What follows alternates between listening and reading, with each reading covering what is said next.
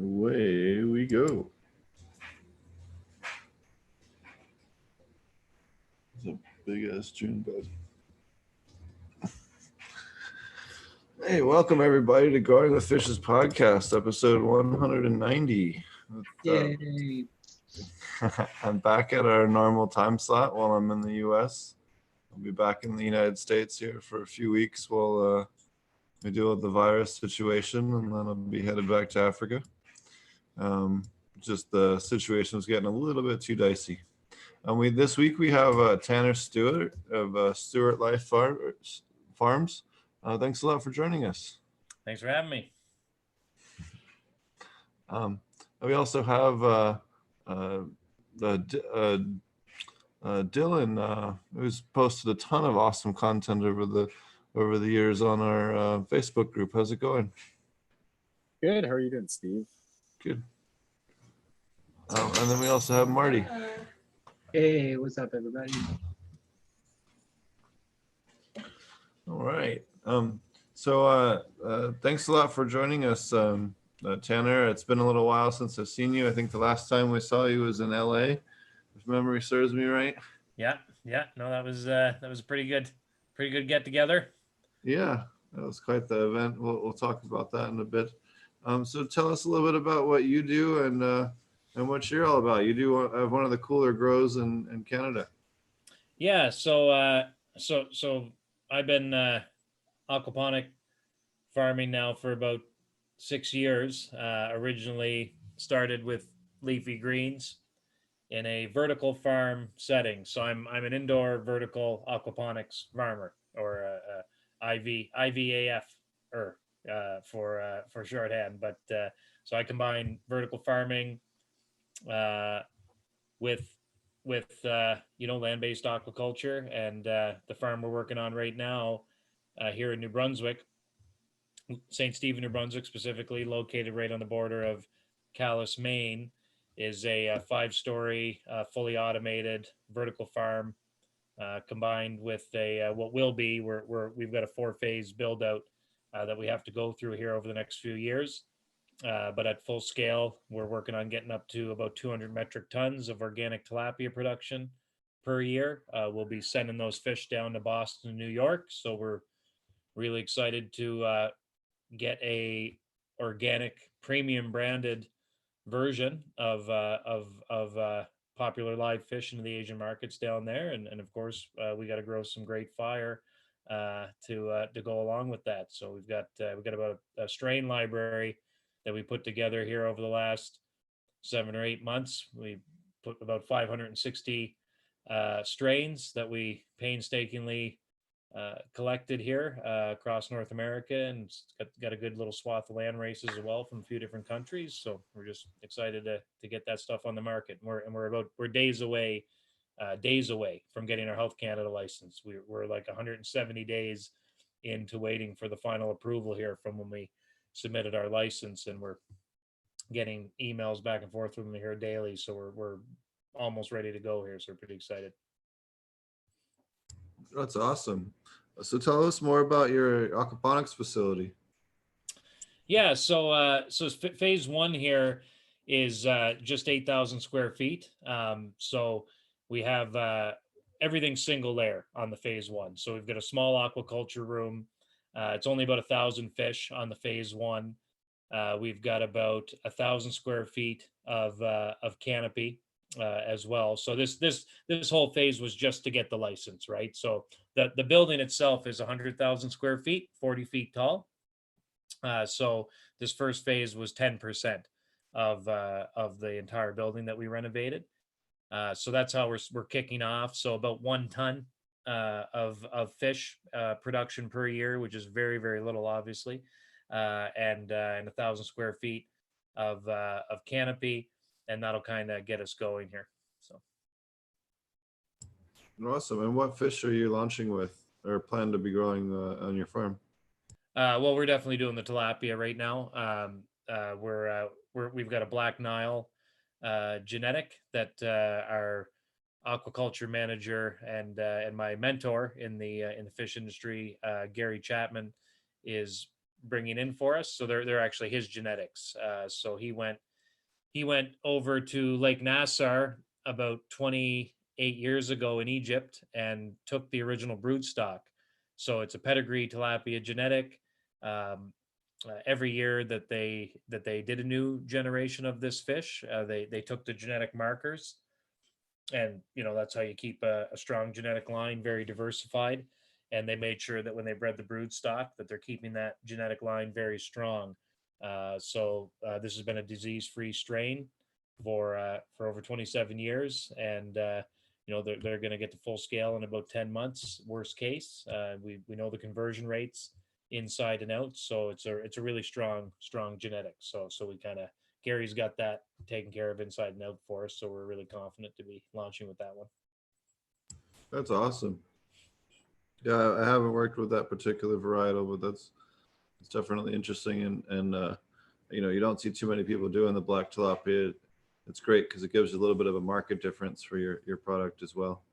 Yeah, it's a really nice looking fish. I mean, when you compare it to the white or the more albino or the red tilapia, it I don't know if you could say it's a sexy tilapia, but to me, it's a sexy looking tilapia, right? Like it's nice black scales on it, and I think it'll stand out big time. When we get into the Asian markets down in Boston, it should demand a premium. What that premium will be, we're not sure yet, but we'll test the market out slowly. On our phase 2 build out that we're going to launch next year, we'll get up to 17 tons of production. So our whole scale up will be 1 ton, 17 tons, and then 200 tons on the third phase. So when we get up to 17 tons next year, that'll be just enough to start penetrating the Boston market and really feeling out what our price points can be. But we're definitely going to price it higher than the white Nile or the white and red tilapia that are on the market down there now, because we have to. It's going to be a premium fish, completely organically certified. So we have to signal that it's premium by price as well, right? So. Absolutely. What type of varietals are you of cannabis are you planning on growing, or which ones are you having success with so far? Well, we've got so the worst thing about collecting a 500 plus library of strains, and I'm sure all you guys feel the same way, is you don't know, you want to pop everything and you can't. So but some of our primary strains here that we're looking at, we've got a great sherbet that we're pretty excited about. That came to us in clonal form, so we know what numbers it should do. We just have to verify it's going to hit those numbers in our system. We're looking at an LA Pure Kush, Hollywood OG. We have a couple different phenos that came to us as well in cuts, Girl Scout cookies, but that's probably not going to be a go-to-market strain. That's just for that. We got that for breeding material more than anything. Royal Kush. We've got a Royal Kush. We were going to do it before pre-COVID. We were looking at doing a 1 3/4 acre outdoor grow right off the side of our building. We were just going to fence off of our building, and it was already a tight timeline to get approvals from Health Canada. So when everything started to shut down, we shelved the idea of doing our outdoor grow until next season. But the Royal Kush was on the slate to go outdoors because it's a nice greasy strain. But we're gonna test that indoors. So I'd say the Royal Kush and the sherbet are 2 strains that are at the top of the list to potentially go out with. We've got a Mike Strawberries Lemonade that looks pretty good. We've got one of our purple Margie phenos that is smelling great and looking pretty heavy as well. And then we've got a few seedlings that we just popped. I mean, we're doing a lot of pheno hunting here too. We popped, Capulator released a special edition Brittany's Frozen lemonade that we popped. We don't know what that's going to look like. And we got a mimosa. I mean, lots of mimosa is a very popular strain. I personally love mimosa. Actually, I smoke a lot of it. It's very orangey. So we've got 6 of those phenos that we're sorting through here right now. Awesome. So what are some of the challenges you've had growing in aquaponics? Oh, well, I think we're going to have, like, going in the cannabis side of things, we're taking probably a very familiar approach to what you guys are used to. We're looking at the dual root zone methodology mixed with living soil. We're going to be feeding our living soil with aquaponics water here on this phase 1. So we don't foresee very many issues at all. I feel like this is a very safe route to take as we go into our early stages. In my early years, which started only 6 years ago, I guess, when I was farming leafy greens, I saw all the problems in aquaponics. we had root rot in our deep water culture rafts. So when I was running Nutriponics, we did nutrient film technique. So we had 12 stories high of leafy green production, and we only had about, I think it was 24 inches, from level to level, because we were going leafy green, so you don't need a whole lot of head space. But yeah, we had every problem going over the 3 years. I mean, we got aphid infestations that we had to wipe out. Sorry. So the nutrient film, where I was going with that, we're using nutrient film technique on all the upper levels. On the bottom level, it was deep water culture because that was our drainage raft, right? So what we did is we put the styrofoam floats on top of the bottom rafts, right? So that's where we would, we saw some root rot issues get in there, balancing issues, pH issues. That was a completely closed loop system, right? So everything was cycling all the time, right? So we were constantly fighting the battle between balancing things correctly for the fish and balancing things correctly for our leafy greens, in that system. We had a question from chat. What are your top 5 aquaponic plants for food production? Mine? Yeah, I'd say arugula for sure. I didn't even understand how good arugula was before I had it in an aquaponic system. It's I didn't know it was supposed to taste like horseradish or kind of in that in that direction. So arugula for sure. I loved, tomatoes taste amazing when you do them in an aquaponic system. I mean, any tomato is a fruiting crop, just like cannabis. So any type of fruiting crop is really great in an aquaponic system. But so arugula, I'd say tomatoes, kale. Also fell in love with kale through aquaponics because when we grew it in our system, we did a hybrid kale that was like a flat leaf.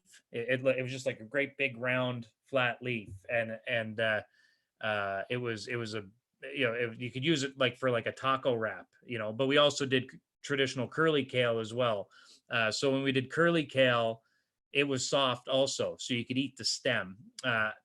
I wouldn't necessarily attribute the softness of the stem to aquaponics. That was more of it was grown indoors under very, very little duress, but the flavor profile was coming from the aquaculture nutrient, and I'd say the tenderness was just a lot of that was coming from growing it indoors. And then we eventually got a spinach to work as well. In our that took us a year. Took us a year to find a spinach that we could grow effectively in our system. So those are some of my favorite food crops. Awesome. I found watercress is a good one. Super easy to grow. Yeah. In aquaponics. Basil works really well with. Yeah, basil, thyme, oregano. Bell peppers I've had good success with as well. Oh yeah, peppers. Peppers are great if you want something you want to grow. Maybe practice for growing cannabis. Peppers are a great practice plant. you can graft them and train them and clone them the same way, and really get a lot of those techniques down without having to worry about plant counts or anything like that if you're trying to just get started. We have another question from chat. This is what was the most frustrating part about dealing with Health Canada's application process? This part. All the parts. Here's a question for me. I figured that would be your answer. Fuck. I was curious. Well, I mean, honestly, like, this part is the worst part. I mean, we submitted our evidence package October 17th. That was the most exciting part. So we October 17th, 2018. No, my God, 2019. Sorry. I went back too far, but 2019. You know, it was like the most exciting day we had so far in the company because we were there. We did our video and we sent our video into Health Canada, and most of it's all security system related, right? I mean, the number one thing Health Canada cares about is your security system and your security perimeter. And when you're growing indoors, whether it's a micro cultivation or like us, a standard LP, you know, we've been getting questions back. Basically, like our camera would take a picture of the wall and there was a dark spot in the picture and Health Canada circling the dark spot. And they're like, well, we can't quite see what's going on there. So we have to take a new picture and send it in to them. And there's a lag time in you responding to them and them responding to you. So here we are, 3 rounds of questions later. The first 2 rounds took a month each because they asked us a question. We took 2 weeks to get back to them. And it wasn't because we were slow. It's because of more, I'd say 80% of their questions on their very first, they're called RMIs, or request for information. Their very first request for information from us, 80% of it was security related. So we literally needed our security company to come in and do a bunch of shit. So it took them a week and a half to do the things they needed to do. We were ready to respond back to Health Canada in a few days, but we had to get our security to come and do work, right? So then 2 weeks go by, we get the response in. 2 more weeks go by, we get our second RMI. Well, now a month is gone, right? So once again, more than half of the questions were security related. Everything else was pretty minor. Once again, we had to get our security company to come back in and do a few tweaks. So that took another 2 weeks, unfortunately. But now we're in the final moments. So there's almost an email going back every day. So like, that's how I know we are days away. I mean, hopefully, God willing, maybe we'll have it tomorrow. That would be amazing. But I'm hoping April 15th. I know it's going to be this month because we're in that final stage. And you know, they're overloaded.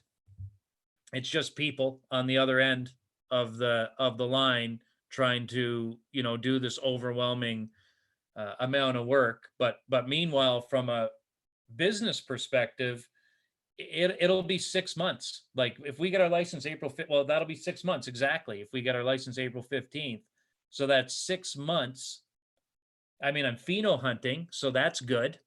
That I have time to do that. So it's not like we were doing nothing. We were getting our strains lined up. I mean, there's a lot of work that can be done in that time, but I would have much rather been pheno hunting in my own farm 3.5 to 4 months ago. That would have been fine. So this is definitely the most frustrating part of the whole process, was from when we submitted our evidence package, and now I'm 6 months later and we're just about to get our license, and I'm another 2 to 4 months away from putting some beautiful cured flower into a package and then selling it, right? So it'll be almost a year by the time I try to sell something from the moment I put in that evidence package. So tell us more about some of the products that you guys are making, as you guys do quite a wide range of different stuff.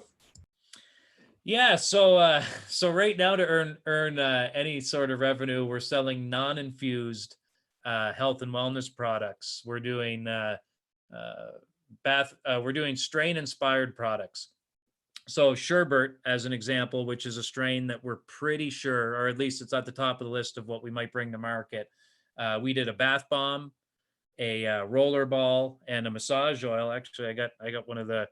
Actually, this is that's a Sherbert inspired aromatherapy roller ball. There, we copied the terpene profiles in the strain. So we're taking strains. So we got a Sherbert, we got a chocolate hashberry. We took classics like Trainwreck, Bubba Kush, Blue Dream, and we took the top 5 terps in each strain.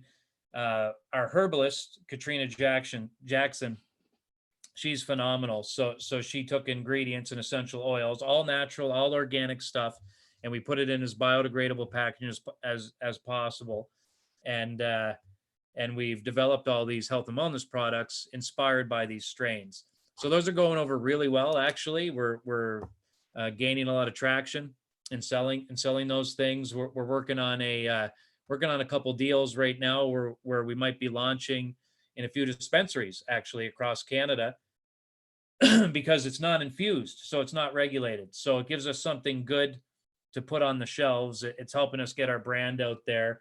But we plan to infuse all these products, right? But our attitude is, if it's not a good product without weed in it, then it's not a good product. So it's a great way for us to get our feet wet. We're manufacturing all this stuff by hand. Like a couple doors behind me actually is where we're making. Of course, when we infuse it, we got to do it on the farm. We can't do it in this office. But yeah, we're really excited about all that stuff. So it's really the health and wellness line. That's a little bit of our long game, but we're selling those products now. But as far as the flower goes, growing some great flower, putting that in beautiful packaging, hopefully plastic-free packaging. That's our goal, is plastic-free packaging. But due to Health Canada regulations, there's probably going to be some plastic in our early packages, and then great pre-rolls, not most of the pre-rolls that are on the legal market right now, right? I mean, like, this has got to be stuff that I will smoke, or that any of you, any of you guys on here would smoke and be happy to smoke. And Cannagars, we're working on a line of cannabis cigars. They're not going to be as fancy as I want them, probably at first, because again of Health Canada regulation, but it'll be a journey, right? So we're looking at a few different variations of cannabis cigars and how we can get those to market and what that'll look like. So we're pretty excited about that too. Yeah, it sucks. Health Canada still won't let you, lick the blunts when you make the cannagars. Yeah, problem with that. Yeah, and I want to make, you want to put like a tube of live resin down the middle of them, right? And if I can do that, we will, but we're not sure if we can do that, right? No. My friend who's starting his micro here in Saskatchewan wants to do the same thing. He wants to do cannagars, and I told him there's going to be some issues with Health Canada that way, but I don't think he's looked into it yet. And also, in regards to your packaging, I know a guy who specializes in compostable packaging for specifically for cannabis products, for LPs or micros. So I should send you his info. Yeah, please do. Yeah. That'd be amazing. Yeah, and we're actually trying to figure it out right now for our bath bombs. That's our number one priority, and we might be able to get our infused versions of our health and wellness line on the market before the end of this year, because we're not waiting for our own extra. We're not going to extract our flour. That would be done. We're going to put our flour, in package it. So we're looking for outside oil sources. So yeah, that'd be great. I love that intro. Very cool. Yeah. So anything else that you wanted to add on your different products, as far as, what made you decide to get into the cosmetic side of things? I think it's because I've been to Lush 500 times in the last 10 years. It's one of my wife's favorite spots to go. Like I lived in Edmonton for the last 16 years, about 5 minutes from the West Edmonton Mall. So we'd always go in there, I don't know, my kids were always using bath bombs as well. And then well, actually exactly what happened was we were doing kind of our company coming out party or launch at the World Cannabis Congress in St. John, New Brunswick here 2 years ago. And I was thinking, well, man, wouldn't it be cool if we did this these strain inspired products like Lush does, that we could give away to people instead of a t-shirt or a hat or a pen. So really, actually, it started as a giveaway kind of project, to get attention for our company, because I figured if you can give somebody something that they really enjoy and they have an aromatherapy experience with it, and it's a good product, people typically won't forget your company if they have a bath in something you've given them. so I thought that would be a decent strategy. And then I found Katrina Jackson. So I didn't find her. She came to me, actually. This was the craziest thing ever. So it was about like 2.5 months before this event in St. John. And we were scrambling to get ready. And I had this idea, and I was looking for a herbalist, but I hadn't found one yet. I interviewed one, and then it just wasn't going to be a good fit. And she was in Edmonton.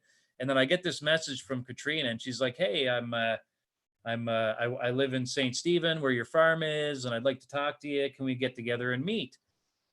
So I get together and meet with her in St. Stephen, and I'm sitting down with her, and she's like, "Listen, I grew up in my mother's herbal store where she's made bath bombs and candles, and like she's basically been doing this stuff since she was like 10 years old or something like that." And she's like, "I'm a herbalist. Can I work for you?" I was like, "Oh, okay.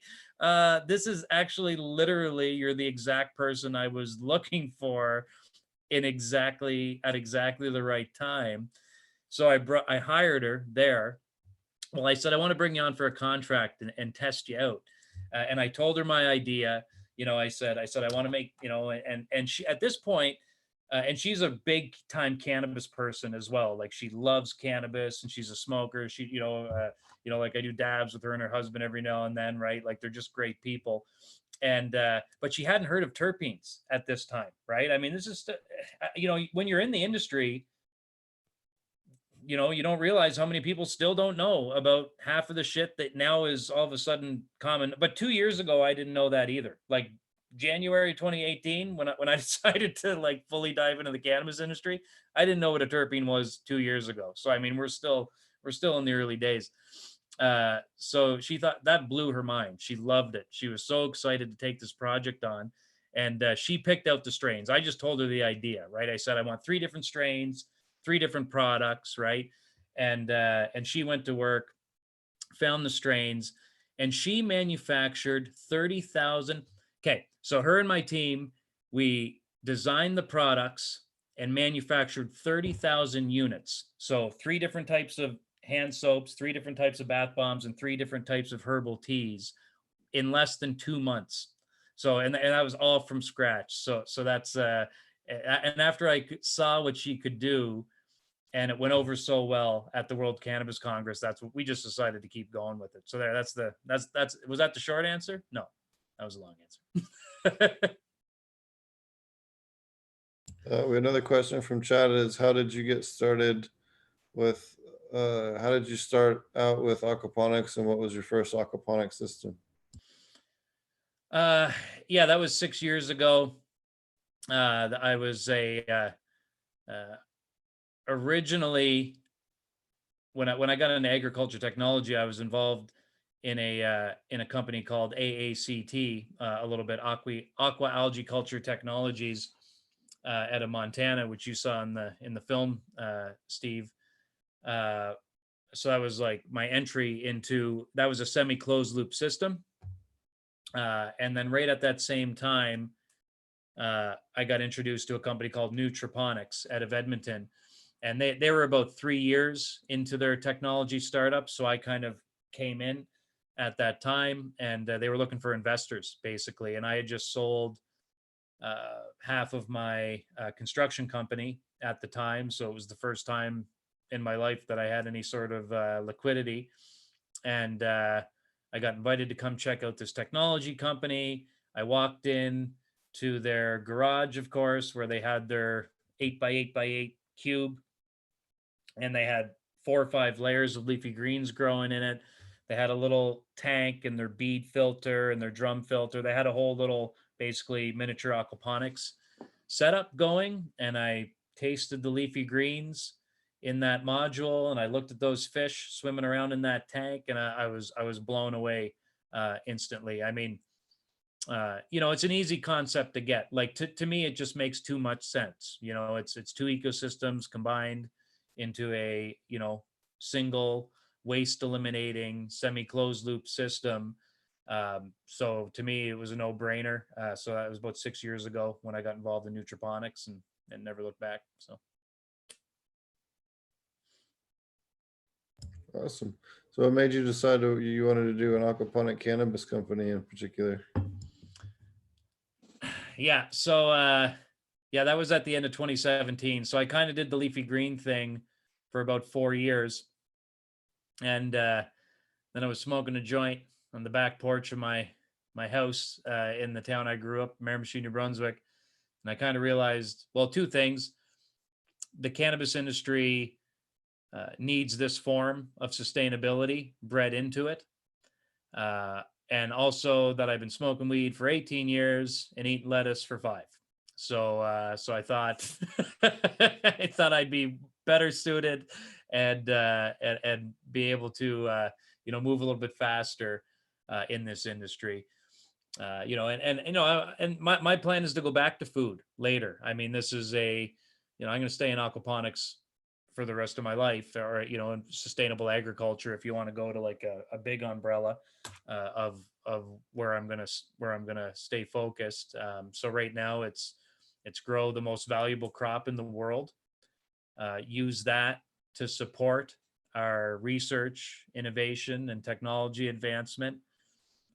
And while we're doing this, keep looking back towards the food industry and seeing where we can contribute. But I'm not going to go back to lettuce anytime soon. I'm going to stick with fruiting crops. Cannabis is a fruiting crop, so the next form of food I go back to, it will be tomatoes or peppers or cucumbers, beans, right? Where I'm going to stay in the fruiting crop realm for a very long time. There's a lot of northern communities here that could use your help, because there's a lot of big LPs coming in and offering the First Nations reserves, 49% of everything they set up there. But what I think someone should do is go up north, just give them some advice and consult them on how to grow aquaponically, because the produce prices up there are obscene. It's way cheaper to buy, a sugary snack than it is to buy something healthy. And I think if they could produce their own cannabis sustainably and dedicate maybe 10% of their canopy space to feed their community as well, that'd be a pretty cool project. Well, it's for sure, and it's the ideal situation. A micro, 2,000 square feet of cannabis cultivation, and 2,000 or 3,000 square feet of food production, or more. I mean, you could 2,000 square feet of cannabis production could probably fund 10,000 square feet of food production, right? That's definitely the key. And if they're not fans of tilapia, we can look at an Arctic char or a coho salmon. It's just a little more logistically challenging, right? You got to heat the water. And they're a little bit more of a finicky fish. I mean, I tell aquaponics farmers, if you can do tilapia, do it, but that's market driven, right? So if there's no market for it, there's no market. That's why we're shipping ourselves at the border to Boston. So interesting.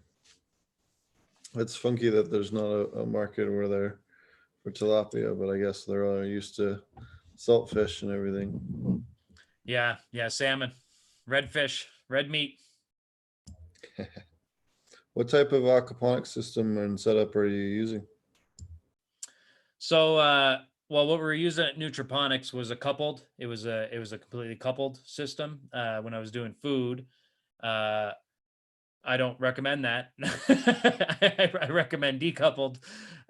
So what we're moving forward with here at Stewart Farms, it's essentially it's a commercial land-based fish farm, and we're just sending the water over to the hydroponic system into a holding tank in on the cannabis side of the farm.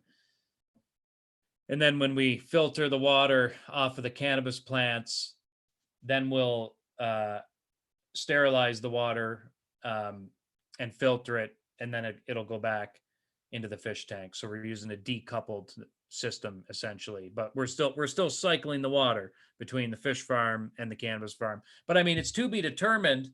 It's to be determined if we need to send any water back to the fish farm or not, because the cannabis plants, we believe, math on paper and what actually happens might not be the same thing when we get up to full scale, but we might not need to send any water back to the fish farm at all, because the cannabis plants might take up so much, and we might just recycle whatever's left within the plant side of the farm. But anyways, long story short, decoupled.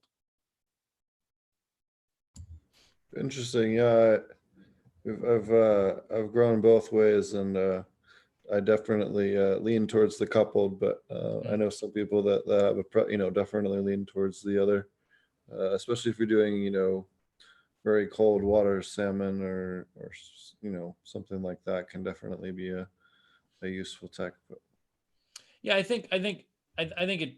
Yeah, there's a whole bunch of different variables, right? And if you're trying to, if it makes your life easier to keep the system separate but complementing each other, which is what it's going to be in our case, then you want to look at decoupled, but then you can do coupled, and it worked good at Nutriponics, but we had to make more sacrifices between the fish and the plants, basically. so what?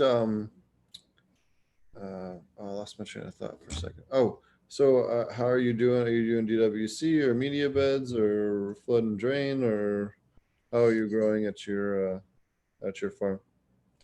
Yeah, so we're doing dual root zone, living soil, and then bottom. We're going to do bottom feed, ebb and flow, and that's on phase one.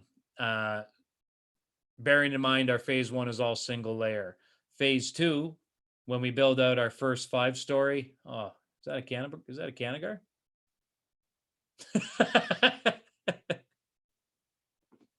Looks delicious. This is actually a blunt rolled with a mullen leaf. Oh, very nice. Yes, I think cannagar is just a fancy word for blunt, isn't it? it is. It's very similar to the idea of a cannagar, and there's a layer of oil through the middle of it. Yeah, very nice. But the mullen really helps my cough and congestion, knocks down my stoner cough. So it's been my go-to recently. So Mullen, what is that? Woolly mullen, it's like a, most people call it a weed. Yeah. Some people call it like Indian toilet paper. It grows pretty much everywhere. It's really soft. And they use it for like lung treatments and antimicrobial, all kinds of stuff. But Oh, very nice. been used for lung treatment for a long time. Yeah. So some soothing agents in there. Yep. Yeah, I preach a lot about smoking mullein, especially if you have a cough or any kind of lung infection. It'll help prevent pneumonia. If you do get this nasty virus that's out there, you can smoke it to help prevent the secondary infections and stuff like that. It also is a bronchodilator, help open your lungs up, as an expectorant as well, so get the shit out of your lungs. Oh, sweet. Yeah, it really helps me cough stuff up and just keep my stoner cough in check. Keep her under control. Make sure I keep dabbing on a regular basis. That stoner cough gets too bad, you can't dab. Get you back in the game. Yeah, my pipe isn't helping me with my cough at all. I just jam my hash in there. That's my weapon of choice. Glass pipe. I cleaned it. I cleaned my pipe. I don't think I've ever cleaned a pipe in my entire life. I cleaned a glass pipe for the first time this week. I normally just, opt with the, jamming a pen in or a nail and kind of like finding. Make some room. Yeah. Yeah, you got to make the new hole through the resin, but it just wasn't given anymore. So I caved and used some valuable alcohol. For a long time, I didn't have any pieces that lasted long enough. Like they were always getting broke. So. Oh yeah, exactly. but yeah, especially since I started getting like this is a little glass vape rig, and so definitely cleaning a lot more often and regular than it used to do back in the day. That's for sure. It was like the once every 6 months, like shoving the wire down in there to, like you said, make enough room to keep smoking out of it. Yeah, that's literally how I broke my last pipe. I had a nail and the glass must have been so weakened. I pressed the glass in with the nail, trying to get the resin into the pipe. That's awesome. But Right, I'm sorry. There was a question, Steve. I got distracted. And I don't know if I ignored that. Oh no, I was just gonna say, how do you clean your dab rig then? I don't do a lot of dabs, honestly. I smoke off other people's dab rigs pre-COVID. There you go. Steve, have you tried the Mullen wrap yet?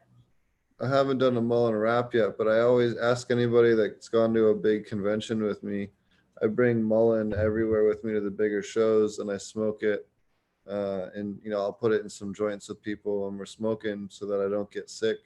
It helps you not get sick when you're at the big cannabis shows and things where you're smoking with 300 people over the weekend. If you're smoking that a couple times a day, it'll help nuke whatever you just picked up in your lungs. You literally put it in the joint. Mm-hmm. Yeah, just sprinkle it in with your herb. Yeah, Steve showed me that a while ago, but I'd my family is Native American on my father's side, and we'd always been taught to make tea out of it. But I didn't know that you could smoke it until Steve mentioned putting it in joints, and I was doing that for a long time. And then I have here at the new place, I have so much of it, and they grow these big leaves, that are like, this is dry. So that's not a very good one because it's got all cracked. But yeah, about 3 or 4 days on dried out. So it's kind of like the consistency of cloth. It's a little bit like smoking a pillow because it's so soft and fluffy. But other than that, it's great. Really opens up the airways and really tastes pretty smooth too. Works well. Yeah, and it doesn't have much taste to it either. No, it's pretty smooth. I like it. Yeah, very smooth. Especially if you have someone that's just getting started smoking, it's a good way to help make it a little easier on their lungs. What was I gonna? Sorry, I distracted the stoners. Yeah. So what are some of the other plans you guys have for your farm? Now that you're just getting online here soon.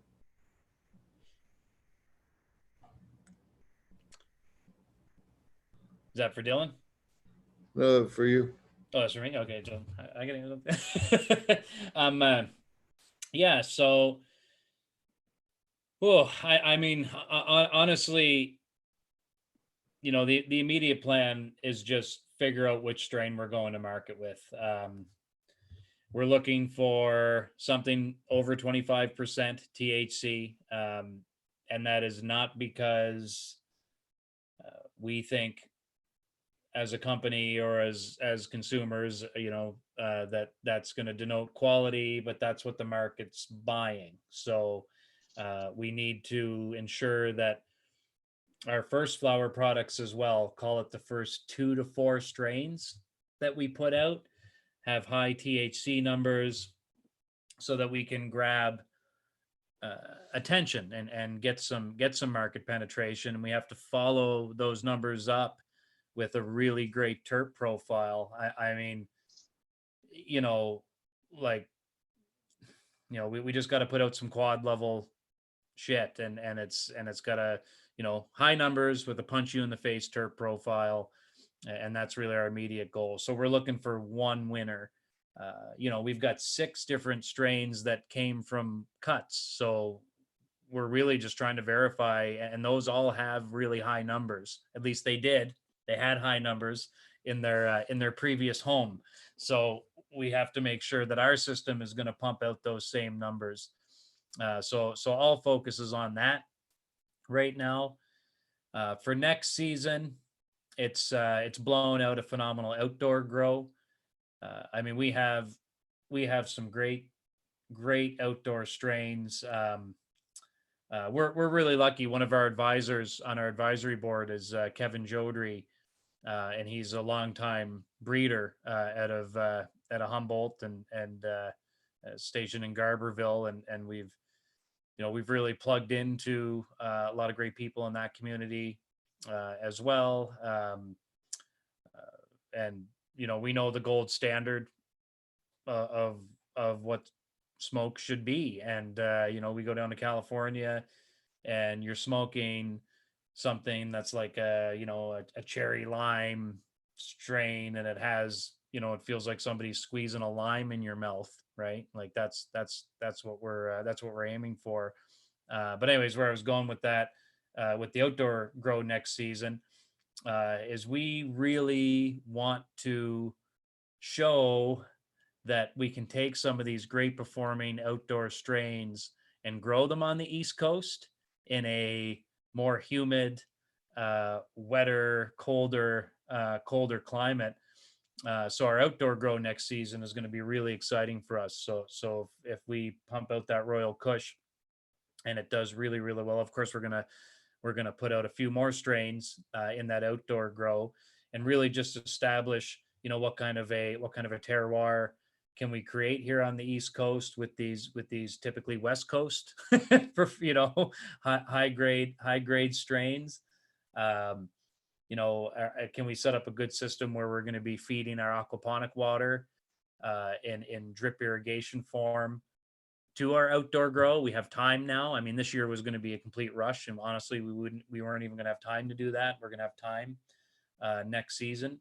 We had our outdoor grow planned this year, but it was going to be in such a compressed timeline that we weren't going to have time to do a lot of things we wanted to do. So now we've got a whole year to get prepared to do a bang up outdoor grow next year. So I'd say that's probably one of the most exciting things in the next, you know, 24-month horizon that we're looking at.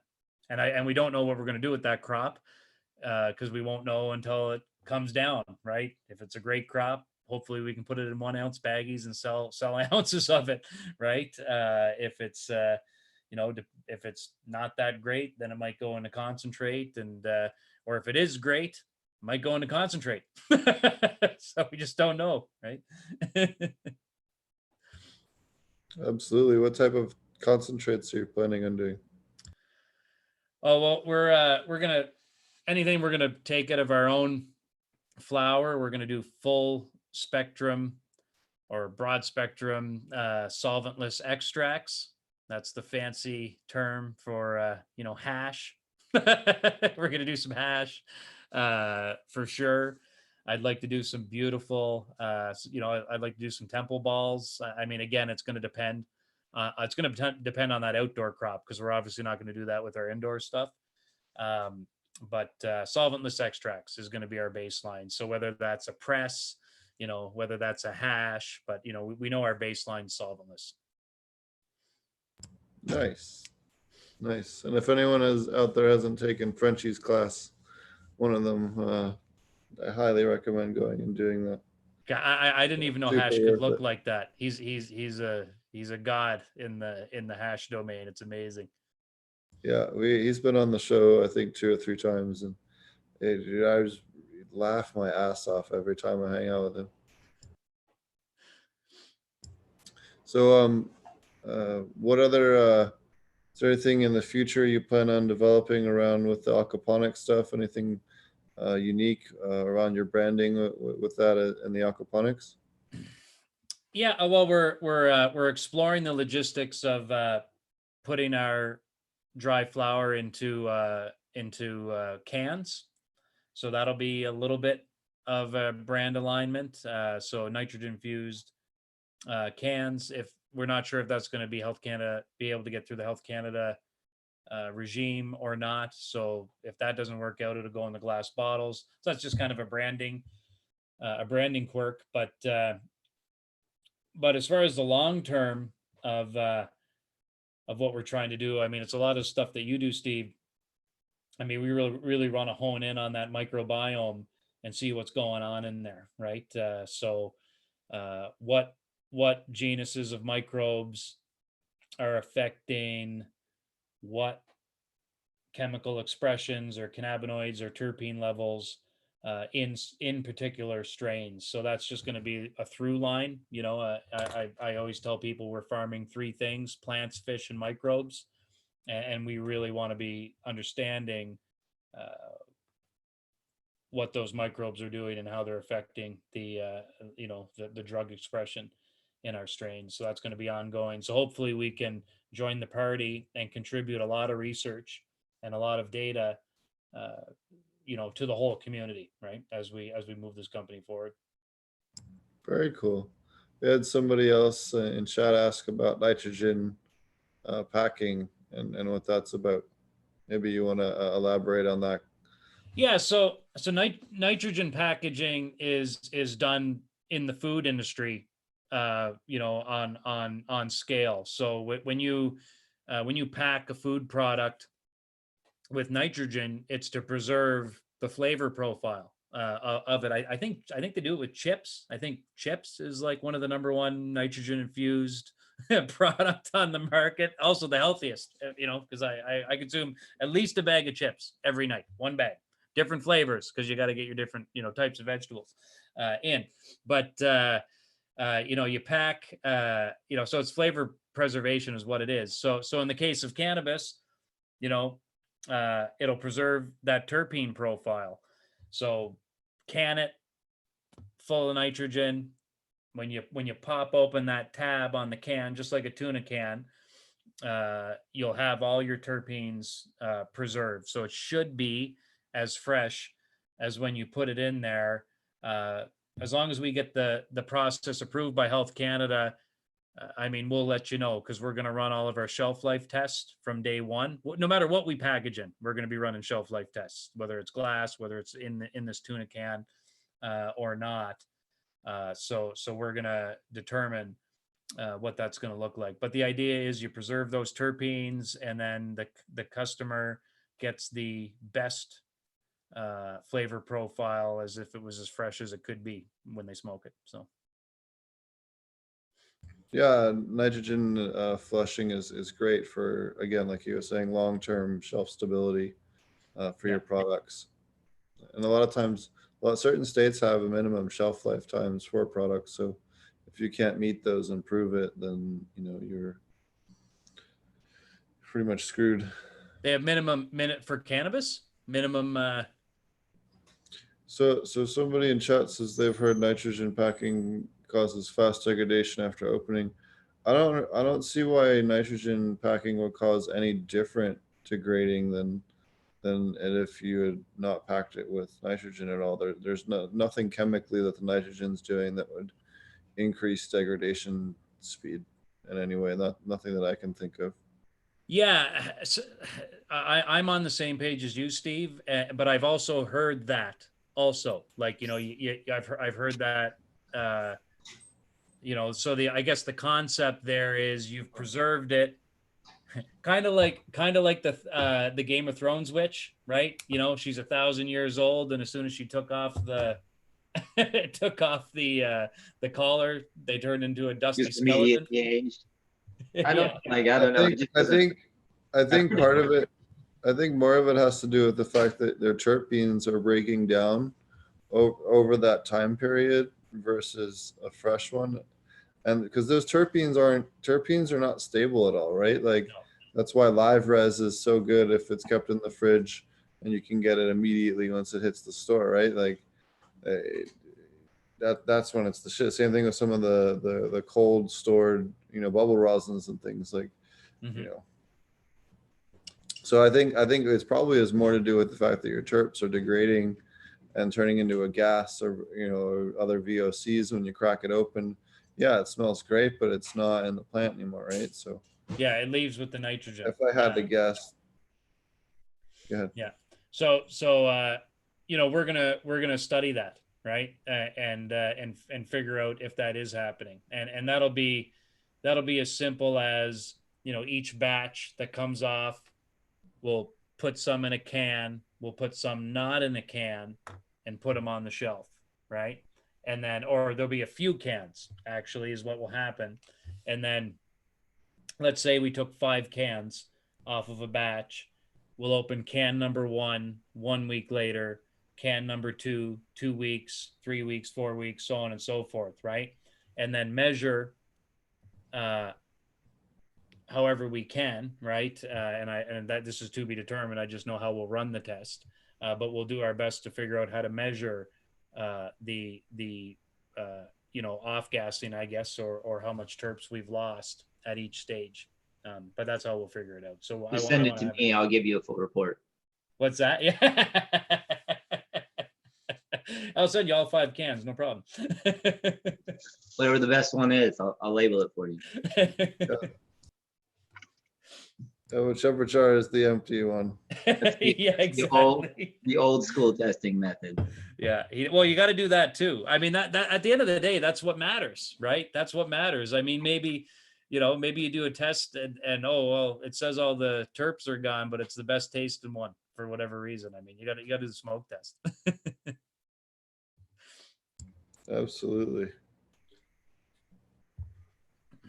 Any other tips or tricks? What type of filtration do you have on your system that you guys are going with? On the fish, on the aquaponics. Yeah. So I mean, drum. Use a drum filter, right? Drum filter, bead filters. It's all like on the aquaculture side. On the aquaculture side, it's all standard commercial land-based aquaculture equipment, right? Large scale drum filter, bead filter, and then we're bringing that filtered water over into the other side, into the hydroponics system, right? I don't think. I mean, are we going to UV it? I don't think so. I mean, that's some people do that. Some people UV filter their water. I think that kills off anything that's in the water. So we're not sure we're going to do that. Yeah, the downside with UV is that it screws up your iron chelation and your manganese and your zinc. So it you end up with pretty hardcore phosphorus deficiencies. I helped write an article about it for Aquaponics Source back when Sylvia still worked there. Yeah. So that wasn't in our plans, but I know some people do it, right? Yep. Some people do. I don't know why, but they do. They obviously haven't read the article. Well, it's just so that if you don't have to believe me. Dr. Resch's hydroponic food production, which is one of the considered the Bibles on nutrients for hydroponic nutrient solutions. He has a whole chapter on it, a whole section of one of his chapters on it. Like, yeah, this isn't new. Like, that's been documented in the 60s. Like, come on, guys. That's why read just, books with for information. Aquaponics can be such a rat race sometimes. Any other challenges or anything you found working in Canada, or maybe things you found that are maybe the opposite of a challenge, maybe anything that works a little easier up in the Canadian market? Well, I mean, honestly, and Dylan can comment on this probably, or confirm or deny this, but the longer the the dragon down south stays federally illegal. That continues to give the Canadian cannabis industry a little bit of a pedestal to kind of keep progressing on. I mean, we can export to other European countries. One major thing, We can't even export in this country. Like we can't even go state to state. You know. yeah, So yeah, it's a big challenge it's ridiculous. And I mean, we built. for us. It is for you. It's an advantage, right? Yeah, it's totally good. I mean, you know, and I'm sorry. I mean, Yeah, we all hate you right now. No, I'm just kidding. I mean, I feel bad for you, but good. You know it's not your fault. You know it's not your fault. So, you know, I mean, like bringing in this massive genetic library. I mean, like some of the shit that we have is, you know, a lot of it comes from down there, right? A lot of it's from the US, and it's from amazing, you know, and we're going to honor to the best of our ability where all this stuff came from. I mean, we're not going to be one of those Canadian LPs that changes the fucking names. Well, I mean, some stuff we can't keep named the exact same. Like I can't, you know, you can't put out you can't use the name Girl Scout cookies because Girl Scouts Canada sues you, and you can't use Bruce Banner because you'll get sued by Disney. But you know, but to the best of our ability, you know, we're going to be keeping all these strain names and keeping the lineage of all this stuff. But as we bring all this stuff, you know, everything we have in our bank and make it federally legal, all of a sudden we're one of the companies in the world that can potentially work with all these other newly legalizing countries. I mean, Australia is a great example. And I mean, Steve, you just got back from Africa, right? So I mean, there's another great example. So it really depends on the legislation around genetics in these other countries. But we have a really good opportunity in that realm to get some of these great genetics out to the world in a legal way, I guess. So. Very cool. So you're growing a lot for export as well. Yeah, I mean, you know, whether or not we'll be exporting a lot of flower, but long term, we hope to export, you know, some knowledge, technology, genetics, you know, and yeah, if we can sell flower overseas, we want to do that too. You guys talked about, or you talked about the fact that you guys are doing a lot of phenotype hunting right now. Mm-hmm. You want to talk about some of the traits that you're looking for when you're selecting the phenos that you like? Smell. So we're looking for a real great, you know, real good nose, bag appeal, right? You know, nice, dense, thick buds. We're not going to put popcorn nuggets in containers and sell that shit. I mean, it's embarrassing. I mean, Dylan, like, you know, you could talk to, I mean, like some of the stuff that's on, not some, a lot of the stuff Majority that's on the legal. What's that? Majority of it, yeah. That's on the legal market. It's I don't know. I don't go into any of the recreational stores to shop. That's for sure. Not right now, anyway. Once your stuff hits the market, get it to Saskatchewan, then I'll try it.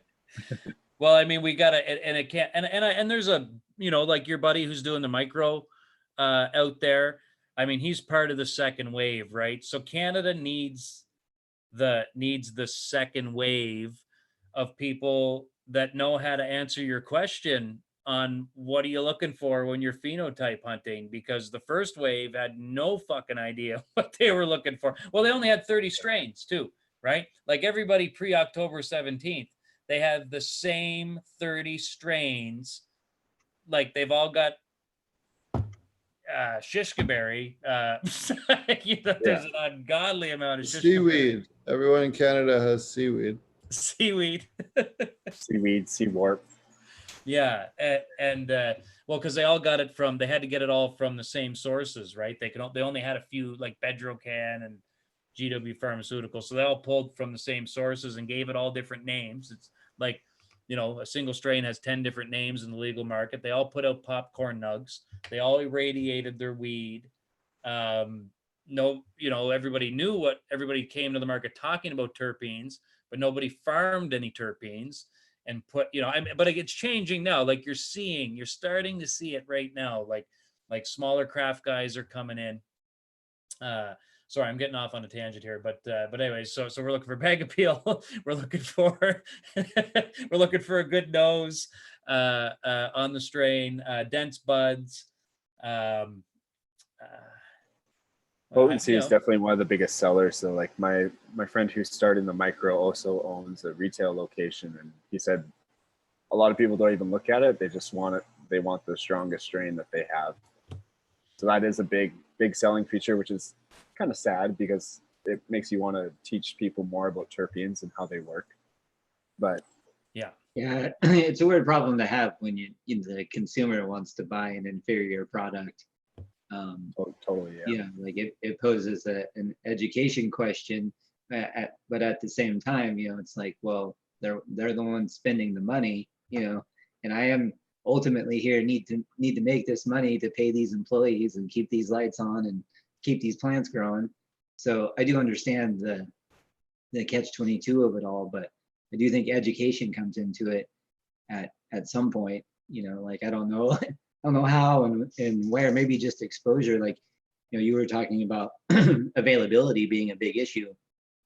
Not everybody has large underground markets with lots of genetics around. You know, I've only lived on the West Coast. So for me, like, people ask me questions in the beginning, like when I started doing more online stuff, like, hey, you know, they're like, what do you do for this? I'm like, oh, just run down to the grow shop and buy it. They're like, grow shop? The closest grow shop is like, you know, 4-hour drive away. And I'm like, oh, like there's 4 of them within like 20 miles of here, you know? So it was definitely an adjustment that I had to make, realizing how much underground structure there was in these different states already is definitely an advantage. And hopefully you guys will start to see that stuff spread out once you get more legality and the ability to sort of share more of those genetics out, so that you don't have such a small genetic pool to work with. Is really going to help out the average consumer. Just getting more exposure to better stuff, you know, might be the only way. Yeah, and I mean, in the short term, to Dylan's point and to your point, like, it's like, well, we got to give them that number so we can get their attention and then hopefully educate them, right? So Right. when I say, you know, the first 2 to 4 strains basically have to be above 25% roughly. That's kind of the magic number in Canada here right now. Or well, I mean, and we heard a lot of that from the bud tenders in California too. Like, you know, it's just that there's a bigger, more educated portion of the market in California, right? So I don't know what it would be if it's still 50% of you know, people go into a cookie store or whatever dispensary locally, and they, you know, but then 50% of them are educated. Up here it might be 90% of the cannabis consumer today is just going in for those big numbers. But if they get a Stewart Farms strain and it's got a big number on it and it tastes like an orange, and they've never experienced that, and it smells like an orange, and they're like, what in the fuck is going on here? I mean, I went through it myself, right? Like, you know, like in high school, my grading scale for good weed versus bad weed was, ooh, this one's got lots of crystals on it, look how snowy that is. You know, that was it. Like, I didn't know the strain name. My dealer didn't tell me what it was called. I mean, whatever, he probably told me, but I didn't listen because it was just the crystal. It was the crystal test, right? So, you know, we got to draw them in and catch them with that terp profile, and then we can bring them down the THC strain, the chain after that. You know, put out a 15% great strain that they'll hopefully give a chance to, right? Chasing that flavor. Somebody in the chat. Oh, go ahead, Marty. Oh, I was just gonna say, you know, like, it's definitely come a long way. It's like we've gotten so spoiled over such a short amount of time. Like 20 years ago, like you were saying, it was like, you know, maybe indoor or outdoor, you might have known, but a lot of times it was like, this is what I have. So either you want it or you don't. Like, do you not want weed or do you want weed? Like, those are your options. There wasn't Yeah. like, oh, I'm going to pick my strain. There was no test results. There was no, there was probably a handful of people that even understood what phenotype meant, that also grew cannabis, it was just so limited on what you had, as opposed to now, where especially on the West Coast states, you can go into a dispensary and have access to 20 different kinds of indoor and outdoor each, and extracts of different kinds ran through with solvents and solventless and pre-rolls and vape pens, and like so much more stuff than than ever existed back in the day. Yeah, our sport was it wasn't the strain. Like now it's very strain focused, especially for the connoisseur or the person that's really into the whole scene. But our sport in high school was, how many different ways can we smoke it, right? I can use a bread bag and a pop bottle. I can use a bucket, and we used a lot of pop bottles. It was like, how many ways can we smoke it in a pop bottle? What can I do with this aluminum can? It was just. Yeah, we used to do all those cranium toys and Apple. gravity bongs, waterfall Yeah. bongs, apples, oranges, watermelons, pumpkins. Watermelon is actually really good. I think if you're gonna try a fruit, you should try watermelon.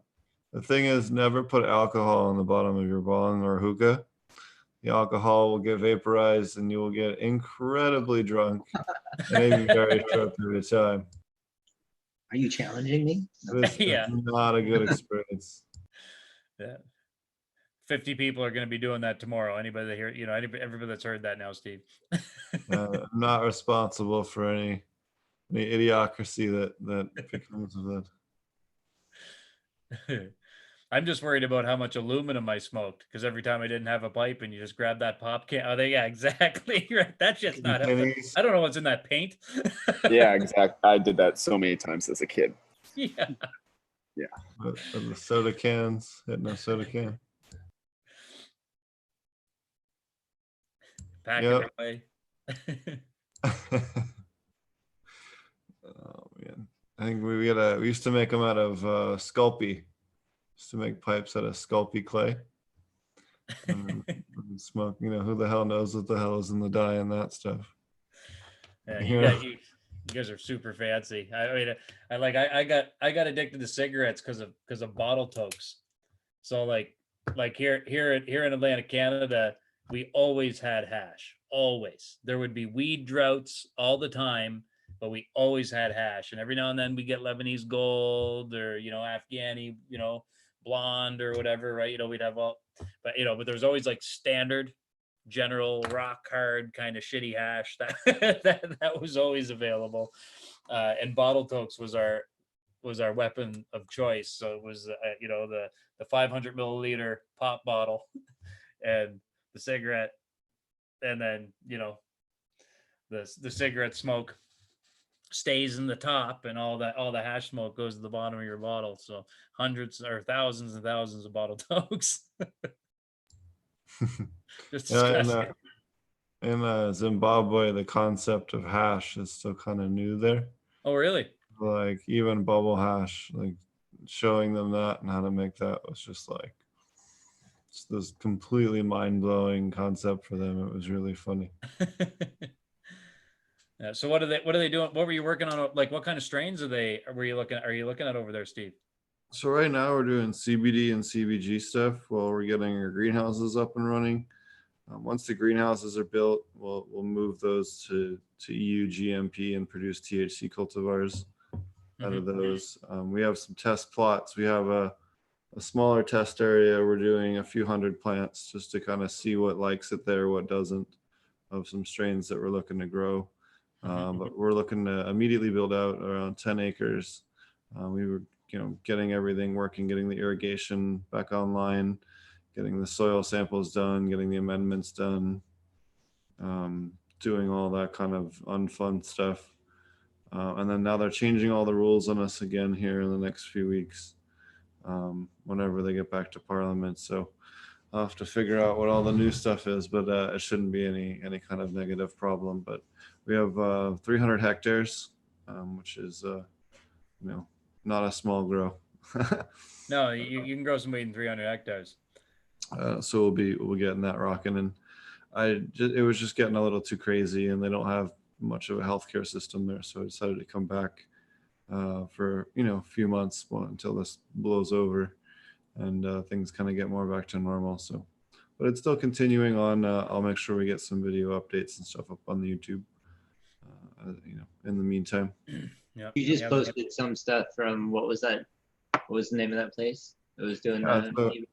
So I'm working with Organic Innovations in the meantime, and we'll probably get them on next week as a guest, and we'll do a walkthroughs and stuff of the farm. It'll be fun. But yeah, so we've been working with them, trying to get their system adapted to getting them Convert another lettuce system. Convert another Nelson and Page system. Yes. I said lettuce. I didn't call him out by name, but I'll Let's just be honest. Literally, like 30 to 40% of my business in a given year is unfucking Nelson and Page systems into something we can that just do one makes class money.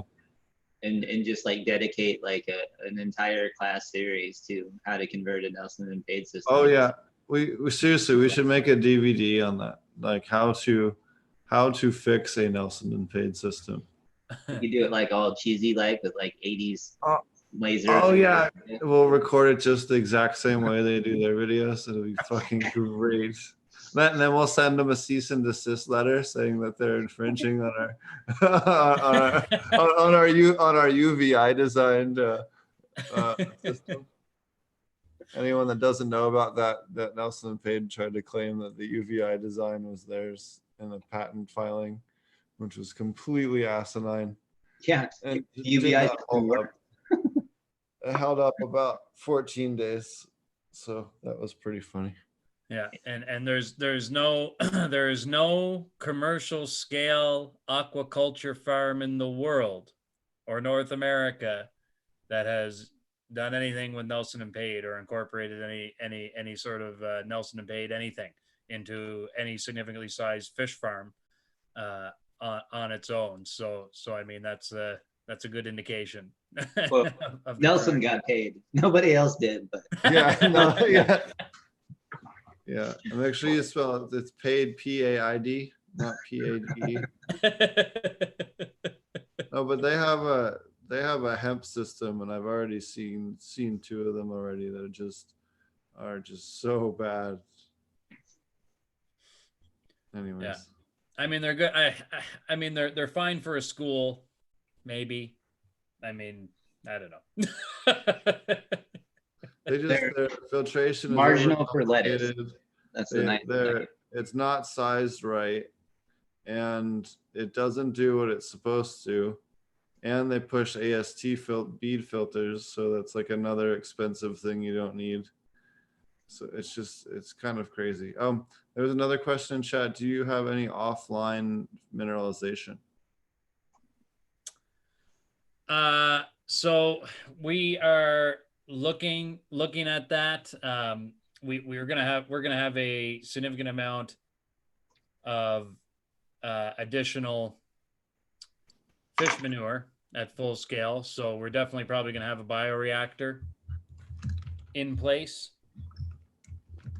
to process that extra manure. But yeah, so I mean that'll be to be determined.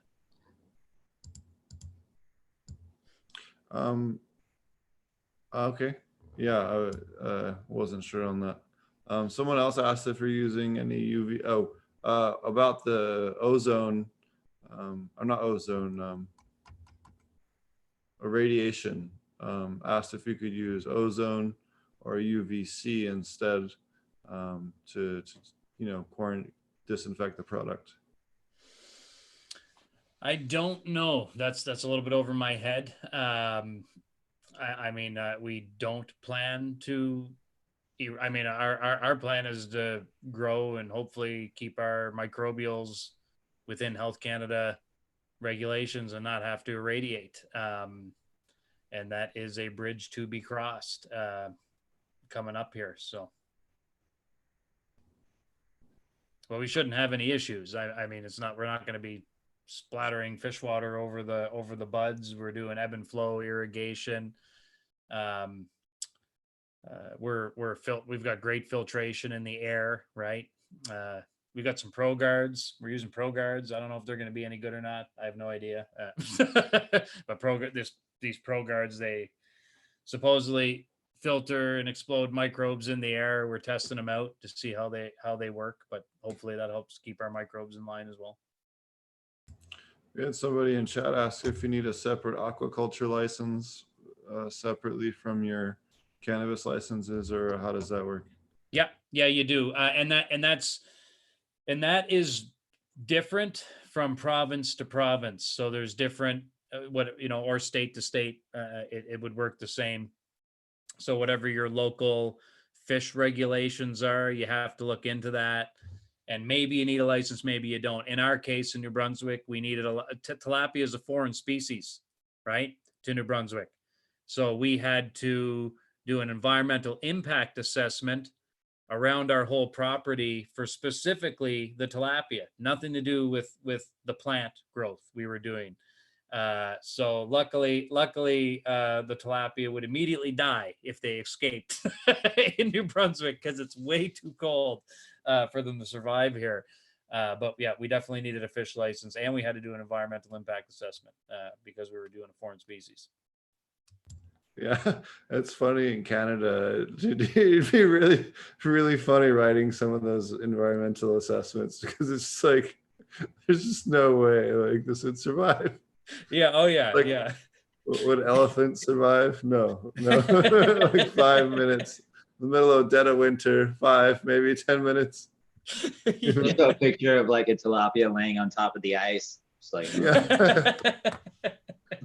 Yeah, I mean, it's cold up here. I mean, there's a reason there's less than 40 million of us.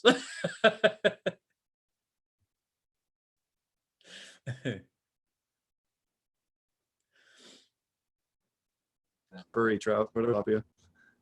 Did I skip out there for a second? Oh yeah. Isn't there a Canadian myth about like a furry trout? You could have like a furry tilapia. I do not know. I've never heard. Dylan, have you heard that one? Americans have the jackalope. No, I have not. The deer antlered rabbit, but the Canadians have like the furred trout. We in Newfoundland we have it's called a screeching in ceremony. There's this horrible liquor called screech, which is supposedly like the leftovers of a whole bunch of other alcohols. I don't know if it's like 40 or 60 proof. I went through the ceremony. I went there on a high school exchange trip, and you get screeched in. So you shoot the screech and then you kiss a codfish, right? No, a dead one, not alive. I guess maybe it could be live, but the one I kissed was dead. There's someone in I forget if it was Canada or Alaska. They have like frozen toes of people that have been like, gotten frostbite, and they have like this whiskey they do, or tequila or something, and they put the toe in there and you have to drink it, and obviously you're supposed to keep the toe in there, but once in a while somebody drinks the toe. Then you have to bring them a new toe. this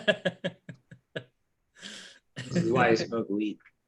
Yeah, it's safer. It's safer. There's no toes involved. Old-fashioned little toe in your ice cube. So last time I saw you, we were at a movie premiere. Do you want to tell us more about that and what you've been doing? Yeah, so I'm an executive producer on a film called The Need to Grow, and this film, well, I mean, you were at the LA premiere. When that was, man, when was that? That was summer. That was last year sometime. Last September, was it? Whenever it was. I don't remember. So much has happened. Feels like forever. Feels like 10 years ago, man. Like so much. Yeah, it's like 10 years. Yeah, it's like 10 years ago, man. It's like less than a year ago. So yeah, we had our LA premiere down there. Rosario Dawson is the narrator of the film. She's phenomenal. Rosario Dawson just got announced that she is going to be Ahsoka Yeah, in Mandalorian. The Mandalorian. Yeah, so she got even. I thought she couldn't get any cooler, and she is even cooler now. You know, I'm a superhero and kind of comic book geek, and you know, she was night nurse on like it, yeah, like Daredevil and those movies, and she does a lot of voice acting too. She actually does Wonder Woman in some of the DC animated movies, and she was Barbara Gordon in Batman the Lego Batman movie. But anyways, so she narrates our film, but it's about soil. It's all about the importance of soil to the world.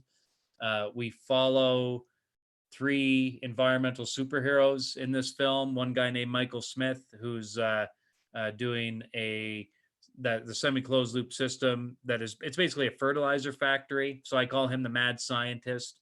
We follow a guy named Eric Cutter out of Orange County. He's kind of a Clint Eastwood of urban agriculture. He does this. He turns parking lots into gardens. And a 7-year-old Girl Scout, her name's Alicia Serratos, and she goes on a journey to get GMOs out of Girl Scout cookies. So we followed these three people's lives for like 3.5 years, and their lives made this movie. So the anchor of the movie is about soil, the importance of living soil to the world, but we're really following the lives of these three environmental superheroes that have these solutions that they're trying to birth into reality and make a real impact or change in the world. And the film, it's been going great, Steve. Like ever since we did like the day after the premiere that you were at, we released it online for free for 5 days, and it was watched in over 130 countries in those 5 days. And we backed up the free release with a whole bunch of agriculture and regenerative education courses on our website. So the film is for sale on Vimeo and Amazon right now, but also as a value add, you know, people can go on the Need to Grow website. You know, they can take a course on composting, or they could take a course on permaculture, right? So Rob Herring and Ryan Wyrick, two phenomenal guys, have put all this together. Like I was a financial backer behind the film. They just did a great job putting this thing together, man, and it's one of the best things I ever got involved in my life. It tells a great story. It's really inspirational. It's the exact kind of film people should be watching right now. You know, if they want some hope and they want to learn, you know, how to do some things that they can become more self-sufficient. This is the film. Actually, if I could recommend, and of course this is a plug, but if I could recommend like a movie marathon, watch our film, The Need to Grow, and then go on Netflix and watch The Biggest Little Farm right after it. And The Biggest Little Farm on Netflix is also an amazing film. It's about this couple in California. They leave their apartment and they start a regenerative agriculture farm. But if you watch our film first, you'll understand the science behind everything, and you'll just like you'll have a really good kind of soil 101. And then if you watch The Biggest Little Farm right after, you'll see everything in action, right? So and then you'll be moving to the country and starting your own farm immediately afterwards. It'll be that intoxicating. And then after that, watch Paul Stamets' Fantastic Fungi. Oh yeah, absolutely. Yes, exactly. Yeah. I think they just released it online. Yeah, I saw it online recently. Definitely worth the watch too. Yeah. Yeah. Awesome. So yeah, how do people find out the Need to Grow, or how do they watch it now in the current day?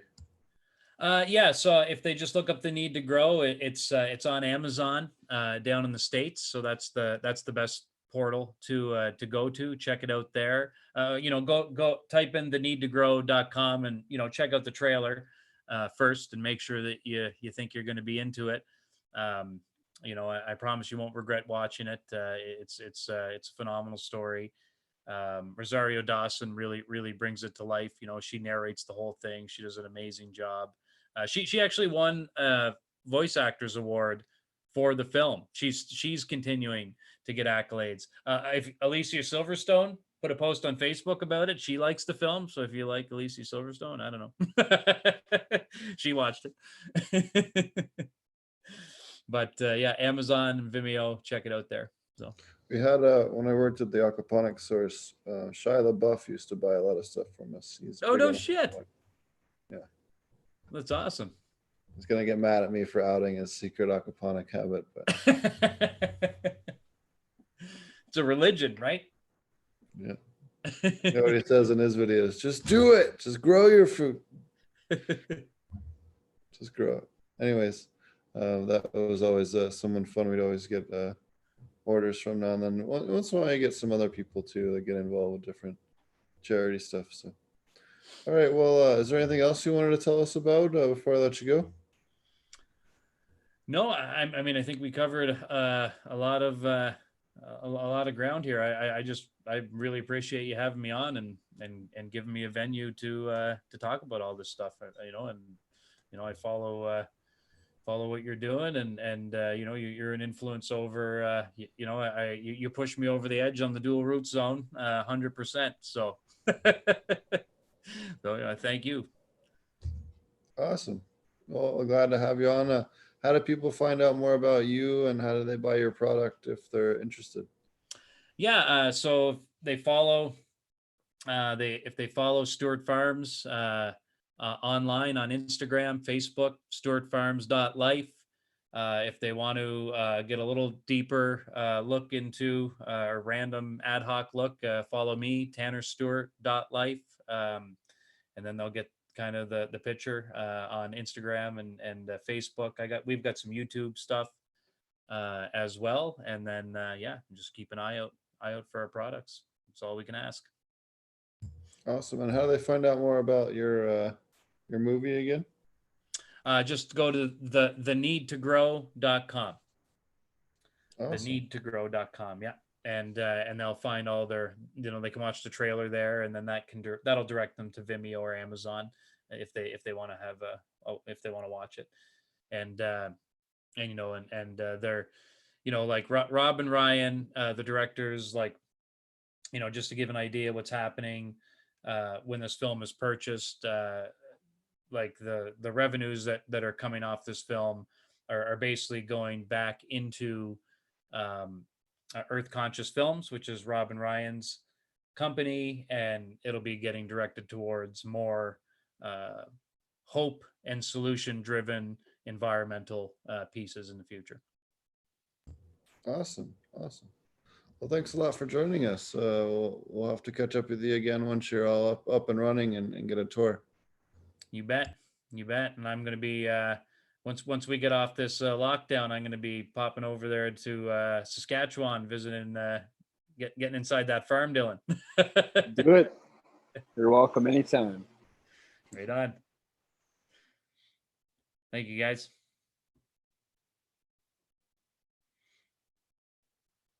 Thanks a lot. Appreciate it. Well, Nice thanks meeting you. again. Cheers. Appreciate it. Dylan, what's up with you and your farm? It's been a long time since you've been on.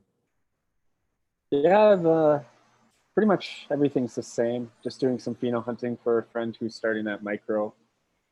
And yeah, I've been focusing on just getting the system filled up and learning more. And of course, I always learn more from each show. And yeah, thanks for having me. What any particularly good cuts you got going right now? Nothing too special yet, but I'm pretty excited about some insane in the membrane cuts that I have coming my way. Then apparently someone has some access to some Charlotte's Web seeds that they want me to have as well. So I'm excited about those two. Nice. Yeah, I have some Shirley Temple, or we've talked about the Shirley Temple and crosses on the show that are basically the 2/3 the genetics that they use to make that. So that's awesome. You don't see those CBD cuts getting harder and harder to find that aren't just straight hemp varietals, you know. Yeah. Anything else you got new and going on up there? Oh, not so much. Nothing super exciting anyway. I still eventually want to do the micro route and build some sort of light depth greenhouse with, you know, earth sheltered aquaponics, passive solar heat, you know, as self-sustaining as possible. That's in the future. Awesome. Well, glad to have you back, and you know, it's nice to do a show at the normal time. I said we'd try to get back on schedule in April, so we have some other cool guests. We have the guy from lined up coming up with from Crime Pays but Botany Doesn't, Joey. He's going to come on the show, and we have some the guys here from this farm are going to be on the show, and we have some other cool people working on getting lined up now that I'm back in this hemisphere. What's up with you, Marty? What's new with you? Well, let's see. I don't remember. It's been so long. I don't remember what the last thing we talked about, but finished the modifications to the new flower room system. Done with my recovery project, so recovered all of those genetics that my buddy dropped off. So that was 4 or 5 different strains that basically I grew out and then cloned and created new moms out of and cloned again. And so finished the last one of those. So that was Sunset Sherbet, which is all cleaned up and remommed now. So we'll get some new cuts off of it in a few weeks. And yeah, just making lots of clones, and probably, let's see, I'm on the countdown to flower, so I think I'll hit full, I count down an hour every day into flower. And so I think I'll hit full flower in about 3 days. Remember, my math is right. It's always weird because it's running at night, so counting the days is a little weird. But anyway, in about 3 to 4 days, I'll be all the way down to flower in the flower room. So that's exciting. And yeah, just making new plans, swapping stuff out. I think, I don't remember if we talked about it on the podcast or if I just talked to you about it, Steve, but one of the things that I modified was that I found that the temperature was different in different parts of my longer grow beds. So in the new system, I have a lot longer grow beds than I've had before. And only feeding them at one end of the grow bed wasn't really having a problem like nutrient wise or dispersion or anything like that, but was definitely getting slower growth. And I noticed when I was doing the testing, getting the water from the end of the bed to do the testing on it, that it was significantly warmer than the other parts of the bed. So I ran the cold water coming from the tanks all the way down to the end of the bed, so it drains all the way back down through, and that seems to regulate the temperature a lot better. So that was kind of an interesting one to figure out. But all those modifications are done, and everything is going good now. So this run is still a little imbalanced, where half of the plants are doing really well and the other half of them are not doing as well. But I swapped out a lot of them, but they're still smaller. So anyway, it'll be what it is. I'm gonna flower out this first run. So I just released a bunch of beneficials today, a whole bunch more green lace wings. And the only predator mite they had in stock, I think, was what's the one that starts with a P, permissilis or something like that, which is actually a little bit, it likes a higher humidity. So it's probably not going to be overly effective in my room right now, because it's only about 40%. And they usually like about 50% humidity. So anyway, but I got a lot of green lace wings, which are always my go-to for predators. So I got a ton of those and released those. And then I got some other, some of the, I think it's the Californicus or something like that. One of the ones that operates in wider range of humidity. So I have those on order, and I think they ship overnight, so they probably won't be here tomorrow, but they'll probably be here the next day because even though they ship overnight, it's like 24-hour. Where's your order from? Arbico, I think it is. Arbico ships on Tuesdays. So you'll get them on Wednesday or Thursday. It depends. Sometimes now they ship some of the predators Monday through Thursday overnight. Some of them they do, and some of them they don't. So if you look in the shipping instructions, it'll tell you which ones they do and which ones they don't. Some of them ship Monday through Thursday. Some of them ship only on Tuesdays. So it just depends. Some of them can only get harvested at certain times. So that's why they only ship on Tuesdays. And then the Monday through Thursdays, because they have to go overnight.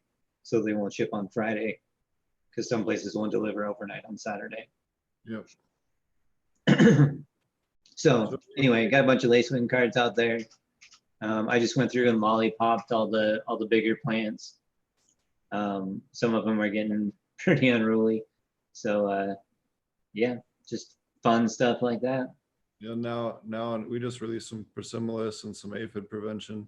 This time of year, getting your spider mite prevention and your aphid prevention out there in your garden, especially if you're running greenhouses. You know, they're gonna start waking up and swarming outside. So you want to make sure you got someone to meet them inside when they come in. Yeah, and if you're gonna do something that takes a long time to hatch, like a mantis egg or something like that, like kids really enjoy those. So if you're gonna do those, definitely get them started soon if you want them to be really effective at preventing stuff, which is really their main function. You got to get them out there early because they'll take a while to hatch. Yep, they need them warm. Someone asked, what is the advantage of counting down the photo period? The advantage of it, in my opinion, is really to cut down on the amount of light stress on the plant. So simulates closer to what happens in nature. So as you count down in the same way that the days gets a little bit shorter each day, they don't just immediately flip and have an 8-hour difference in one day to the next. So some of your more indica leaning strains that are more dependent on variance and light schedule have a tendency to herm out if you what we call slamming them into flower. There's just the term, I don't know who came up with it or where I heard it, but if you just go straight from like 24-hour to 12-12 or even 18-6 to 12-12, you have a higher likelihood of stressing the plant. Absolutely, yeah. And then the other thing too is you can have them, just go to flower, even drop into a 14 or 16 if they're at 18 or 20 or 24. I've had CBD cultivars in particular herm out at 24 hours and start throwing male flowers, in the veg room, so you do need to be careful with, I highly advise against doing 24 hours. Even with autos, they still, again, like you say, need their 4 to 6 hours of sleep to make their different hormones and their other, things that they need to stay alive at least. If you can give them 8 hours, great. But if you can at least give them 6, at least bare minimum. So I do, the only time I do 24 hours clones, and then I switch to 18-6 under veg, and then switch and then count down from 18-6 to eventually I'll count all the way down to 11-13. So for the last 3 to 4 weeks I'll even count down and do 1 less hour, so I'm only 11 on and 13 off. Mm-hmm. Cool. What else is new with your grow? Anything? I think that's about it. I got those seeds that getting ready to pop, so a lot of the same stuff. I popped one each of the, what is it, Jack's pineapple, I think, that I got from Mr. Green Jeans, and then the other cross he had was it's the new indica he's working on, was, he called it Ultra Kush, or no, Koji's Kush. That's what it is. KK, Koji's Kush. Named after his friend or something. Anyway, it's DJ Short's Blackberry Kush by, I want to say Pure Indica. No, Master Kush. Master Kush by DJ Short's Blackberry, not blueberry, Blackberry Kush. So that he's pretty high on it. I've never ran it before, but seed took off like crazy. It's grown so fast that I have my suspicions it might be a male, but anyway, I just popped one of each just because I wanted to get going. I didn't really have room for any of them, so I'm gonna do a whole bed of each one. I got my next system set up in the bedroom, so I'll do a whole bed of seeds of each strain and then pick out of those. Get a cut of his Oreo. His Oreo is insane. Cool. I will hit him up for it. So those are the only new strains, I think. Other than that, I still have the Thorsberry, a shit ton of those. I have the pineapple by Banana Frost, which I've tried the flower of it, and it was really good, but I haven't grown it yet. So those are always interesting ones when you've tried the flower out of a soil grow, but you haven't grown aquaponics yet. It's always interesting to see what you're going to tease out of it. So that'll be fun. And then I have the Wi-Fi, which again I've smoked before but haven't grown. Sunset Sherbert, Snowman, and probably like two other ones that I can't think of right now. Oh, Purple Hindu Kush, PHK, and one other one that I can't think of at the moment. So those are the strains that I'm doing here. So I've got the flower room all filled up. It's counting down to flower. In the bedroom, I just keep expanding on and making new plants. I've got probably another, I don't know, 60 to 80 clones in the cloner right now. I've got probably another 30 to 40 that are just sitting around in pots or solo cups that just got transplanted. So right now we're just cranking out a bunch of plants. Yeah, it's like that time of year, time to make clones for everybody. Oh yeah, and then setting up the outdoor. I'm gonna get started on that. Obviously, spending a lot of time at home. Then we'll get our stimulus money. So I joke that I'm gonna codename my greenhouse COVID-19. Government funded research center. So you can buy those shovels and rakes and other things for those children to give something to do. Go get those holes dug, get that soil mixed. We were thinking trying to breed a strain, call it COVID 420. There you go. So yeah, it's it'll be area CV19. So that way, just like area 51. I hear that shit is killer. So yeah, that's the fun stuff. So I have a little tractor with a bucket that I get to that came with a house, which was really cool of them to just leave it. They were moving into town, so I get to tear up the hillside with that. And so it's a lot of fun getting ready to build the pad for the greenhouse and get cranking on the outdoor. So I have a bunch of these plants that I need to move out there too. So that'll be fun to do outdoor again for the first time this year. So I'm excited for that. Yeah, I think that's about it. Cool. Yeah, Marty and I have been working on a really cool extended version of the aquaponic cannabis class. That's been going along.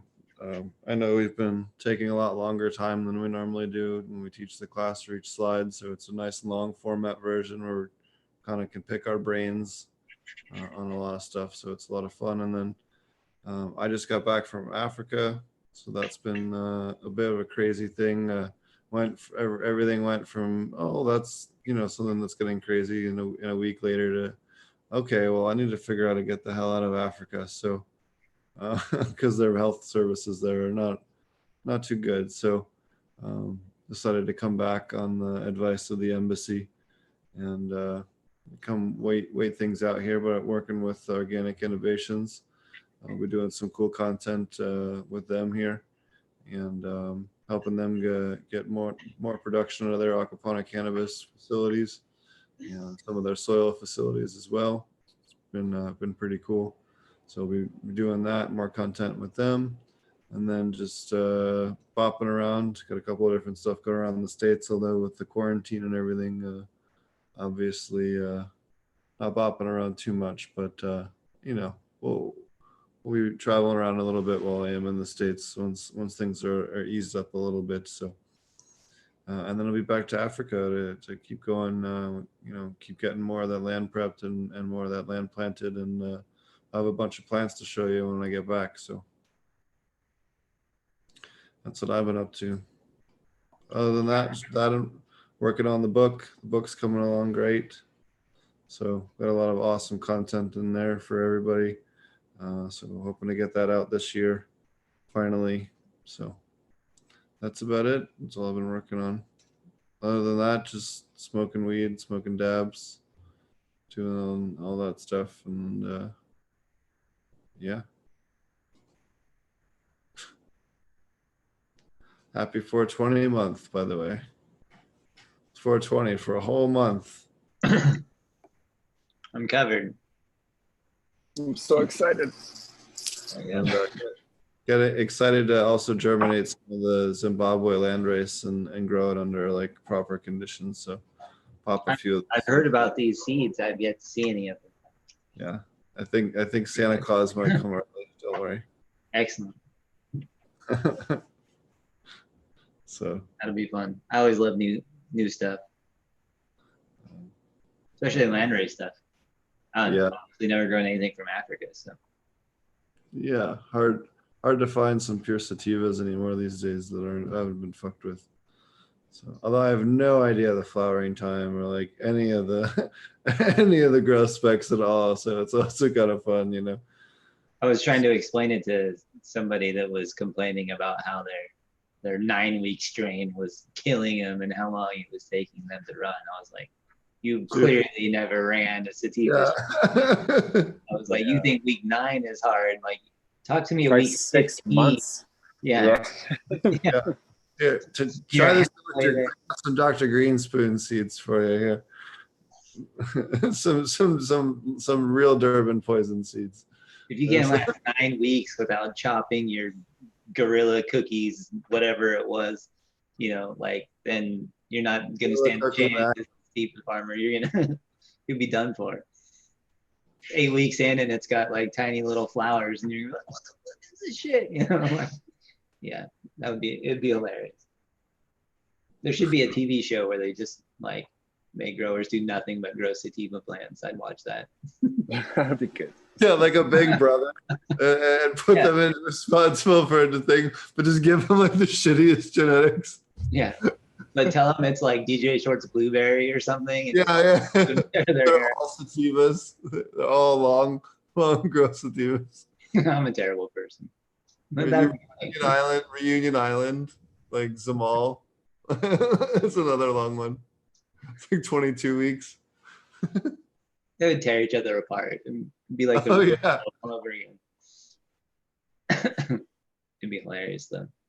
Do it in like a state that newly legalized too, so like no one knows what they're doing. That would be great. I would watch the shit out of that. How to do a sitcom about like all the things to do wrong about it. How to make people quit growing. Yeah. Yeah. I went to this grow in San Diego and lost count of the number of different insects they had. That was interesting. Oh man. They exited through the gift shop at the end where they have like 60 pounds stacked up on the wall against the wall with like no form of security whatsoever. I've seen all kinds of stuff. Souvenirs. Just take one on your way out. Oh yeah, take one on the way out. You know what? I'm gonna take all of them. Anyways, anyone else have anything they wanted to touch on before we wrap up the show? Oh no, I got to take off. It's been good, guys. Appreciate it. You know, you guys can always hit me up on AP Meds, YouTube, Aquaponic Cannabis Growers Group on Facebook, AP Meds on Instagram, on Patreon, any of those fun places that you like to consume media. Shout out to the Probiotic Farmers Alliance group on Facebook is another great place, just like Chris Trump there on his sweatshirt. So hopefully you guys are staying safe, staying home, binging the Growing with Fishes podcast, because we have lots of episodes for you to bore yourself to sleep with. And but seriously, just stay safe out there. You guys have fun.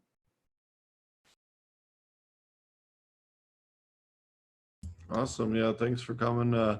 Quick plug, if you're looking for a subscription service for your commercial scale or even just larger scale aquaponic farm, definitely check out True Aquaponics. Or if you just need nutrients for your aquaponic cannabis farm, check out True Aquaponics. They'll get you all sorted out with good dosing instructions. Or you can sign up for a subscription service where you can get your water tested and nutrients sent to you. I work with him on that. It's a lot of fun, and it's cool to manage a whole bunch of different types of farms nutrient wise, and see the different nutrient uptake and stuff like that. It's kind of funny. We're one of our farms is a lot of strawberries and stuff, and they were like, "Well, isn't this a lot of iron?" And I was like, "Yeah, but we dosed a ludicrous amount last time and it barely put a dent in it, so we got to go more." So anyways, it's just funny. So always fun. Anyways, how about you, Dylan? Anything else you got before we head out, or you want to tell everybody how to find you? Yeah, me, Watson Farms on Instagram and also on YouTube. Not much else new here other than growing. But no, nothing else to say. I have a couple hours worth of gardening to do tonight still. So yeah, thanks again for having me. Always learn a ton. It's awesome. Always love having you, and always enjoy your garden tours. Thanks, man. Thanks, Steve. Have a great night, Dylan. Yeah. What about you, Stuart? You want to tell everybody how to find you again before we go? Yeah, just TannerStewart .life, Instagram, YouTube, Facebook, StewartFarms.life, Instagram, YouTube, Facebook. I'm not on Twitter for whatever reason. I guess you're supposed to be there too, but anyways, thanks, Steve. Appreciate it. This is a good time. I had to stick around because I just wanted to listen to you guys, right? Sure. Great, man. Thanks for joining us. And you can find me at Ponics, YouTube, SoundCloud, iTunes, iHeartRadio, all the 10,000 other podcast apps. You can, if you want nutrients, I help out and do the subscription service at trueaquaponics.com. And yeah, you can also check me out at potentponics.com if you want to find out more about the classes and everything else. We will have a really awesome, well cut, long form version of the commercial class available here in the next few months. Marty and I have been working very hard on that and getting a lot of really cool content and filming content different places, and on Marty's farm as well, to splice in for that class. So it's going to be really cool, and we'll have that available hopefully in the next 2 to 3 months. Thanks a lot for watching, and we will be back again hopefully on Tuesday. Cheers.